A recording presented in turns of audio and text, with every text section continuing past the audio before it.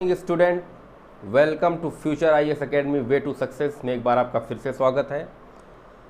कल की कक्षा में कल के अंक का जो विषय था वो ये था कि सिंधु सभ्यता को किन किन नामों से जाना जाता है। और मैंने जिस तरह आप लोगों को समझाया, मेरा जो प्रयास था आप लोगों तक समझाने का, जहाँ तक मुझे लगता है कि सिंधु सभ्यता को कितने नामों से जाना जाता है, ये चीज़ से आप बहुत अच्छे से अवगत हो गए होंगे। मित्रों, सिंधु सभ्यता में जो लिपि पाई गई है, मैंने आप लोग को बहुत पहले ही क्लास में बता दिया था कि वो लिपि दाएं से बाएं और बाएं से दाएं लिखी जाती थी। उसको बुस्टो-फ्रेडॉन लिपि के नाम से जाना जाता है और वो लिपि वर्तमान समय में आज तक पढ़ी नहीं जा सकी है। एक इतिहासकार, एक खोजकर्ता थे जेम्स प्रिंसेप, उन्होंने उसको पढ़ने का दावा किया था, परंतु वो दावा अभी तक साबित नहीं हुआ है कि वो सत्य है या असत्य है। तो मित्रों, अभी तक उसको पढ़ा नहीं जा सका है, आप इतना जानें। और सिंधु सभ्यता की लिपि को ना पढ़ा जाने होने के कारण से ही उसके काल का विभाजन नहीं पता चल पाता है कि वो किस काल में, किस ईसा पूर्व में सिंधु सभ्यता रही होगी। तो मैंने कल आप लोगों से कहा था कि आज का विषय है सिंधु सभ्यता और उसका काल निर्धारण। तो आज मैं इसी पे आपको लेके चलता हूँ कि सिंधु सभ्यता के काल का निर्धारण में कितने इतिहासकारों के कितने अलग अलग प्रकार के मत हैं। मेसोपोटामिया से सिंधु सभ्यता को लिंक किया जाता है। मेसोपोटामिया से सिंधु सभ्यता को लिंक किया जाता है कि मेसोपोटामिया की सभ्यता से सिंधु सभ्यता के व्यापार चलते थे। तो मेसोपोटामिया का एक शासक था, सारगौन नाम था। सारगौन नाम का एक शासक था। उसके आजकल आप लोग देखिए, घर के नाम के बाहर एक नेम प्लेट लगा होता है सबके घर के नाम के आसपास पे। उस नेम प्लेट पर सारगौन ने मेलुहा शब्द का उल्लेख किया है। तो हमारे इतिहासकार उस मेलुहा को सिंधु सभ्यता के साथ जोड़ते हैं और ये पता करने का प्रयास करते हैं कि सिंधु सभ्यता 2500 से 1500 ईसा पूर्व रही। सबसे ज़्यादा मान्य तिथि जो है वो 2500 से 1500 ईसा पूर्व है। तो मित्रों, 2500 से 1500 ईसा पूर्व का जो ये मत है, ये इतिहासकार मार्टिमर व्हीलर के अनुसार सिंधु सभ्यता का ये सर्वाधिक मान्य मत है। और इसका उदाहरण क्या है? शासक सारगौन कहाँ का शासक था? मेसोपोटामिया का शासक था। उसके नेम प्लेट पर एक देश मेलुहा का जिक्र होता है, जिसको विद्वान सिंधु सभ्यता के नाम से उल्लेखित करते हुए इसके इतिहास का विभाजन करते हैं। मेलुहा की पहचान मोहनजोदड़ो से की जाती है। चूंकि सारगौन का जो काल था मित्रों, वो 2400 ईसा पूर्व माना जाता है। तो हमारे विद्वानों ने 2400 में 100 और जोड़ दिया। कहा अगर 2400 में मेसोपोटामिया सभ्यता रही होगी, सारगौन शासक रहा होगा, तो सिंधु सभ्यता 2500 ईसा पूर्व पुरानी होगी। और ऋग्वेदिक काल 1500 ईसा पूर्व में आर्यों का आक्रमण भारत पर होता है। तो 2500 से 1500 का जो काल है वो मार्टिमर व्हीलर के काल का विभाजन है। एक काल का विभाजन आप लोग नोट कर लीजिए, 2350 ईसा पूर्व से 1750 ईसा पूर्व। मैं फिर से रिपीट कर रहा हूं मित्रों, लिखिएगा 2350 ईसा पूर्व से 1750 ईसा पूर्व। डीपी अग्रवाल जी ने कार्बन डेटिंग के आधार पर इस व्यवस्था, इस विभाजन का निष्कर्ष निकाला। 2350 ईसा पूर्व को सिंधु घाटी सभ्यता का चरमोत्कर्ष, इस समय सभ्यता बहुत चरम पर थी। और 1750 ईसा पूर्व को उसका पतन अवस्था निर्धारित किया। डॉक्टर डीपी अग्रवाल जी ने इस विभाजन को बताया। 3500 से 1300 ईसा पूर्व, अगला विभाजन लिख लीजिए आप लोग, 3500 से 1300 ईसा पूर्व। वर्तमान में जो कार्बन डेटिंग से प्राप्त निष्कर्ष है, उसके आधार पर सिंधु सभ्यता को 3 भागों में बांटा गया मित्रों। 3 भागों में बांटा गया। नंबर 1 पूर्व हड़प्पा 3500 से 2600 ईसा पूर्व। नंबर 1 पूर्व हड़प्पा 3500 से 2600 ईसा पूर्व। नंबर 2 परिपक्व हड़प्पा 2600 से 1900 ईसा पूर्व। नंबर 3 उत्तरी हड़प्पा 1900 से 1300 ईसा पूर्व। 3 भागों में वर्तमान कार्बन डेटिंग ने इसको विभाजित किया है। वर्तमान में इस काल को काफ़ी प्रमुखता दी जाती है। मित्रों, कार्बन डेटिंग क्या है, इसके बारे में हमको लिखकर बताएं। कार्बन डेटिंग क्या है? कार्बन डेटिंग से कैसे पता चलता है कि कोई भी वस्तु, कोई भी सभ्यता कितनी पुरानी है? कार्बन डेटिंग क्या है, इसके बारे में हमको आप लोग बताएंगे। और मेरे कमेंट सेक्शन में लिख के मुझे भेजेंगे कार्बन डेटिंग क्या है, कार्बन डेटिंग से क्या तात्पर्य है।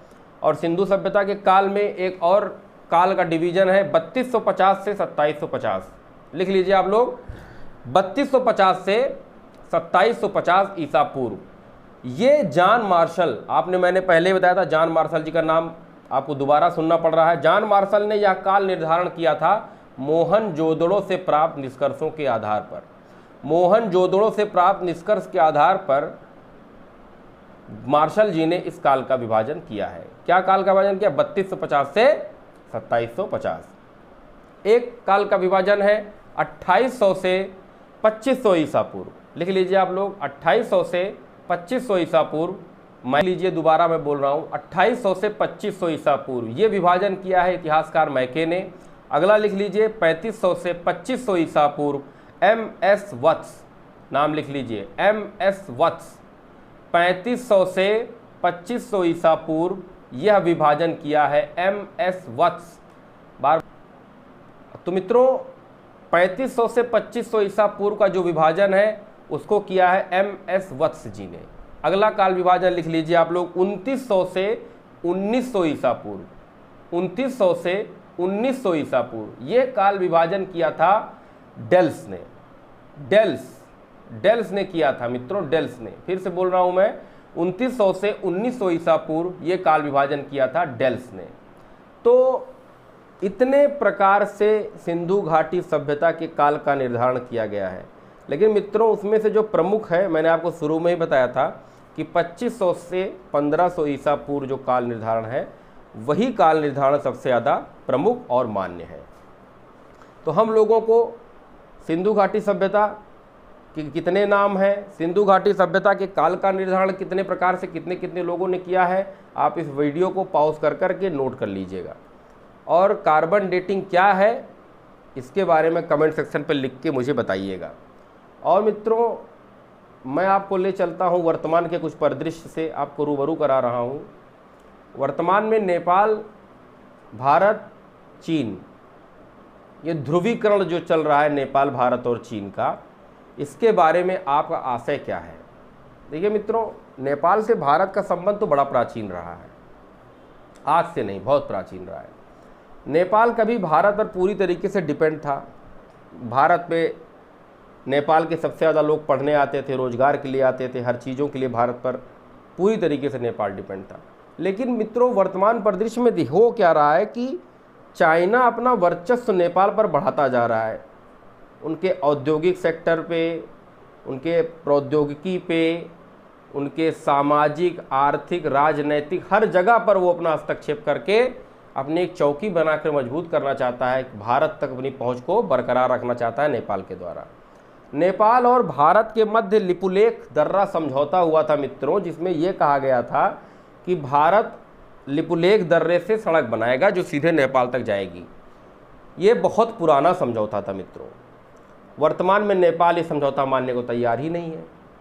तो आप लोग की क्या राय है कि भारत और नेपाल के संबंध के बारे में आप लोग लिखें, और भारत और चीन के संबंध के बारे में आप लिखें, और ज़्यादा से ज़्यादा मुझे मेरे नंबर 8299033744 पर भेजिए।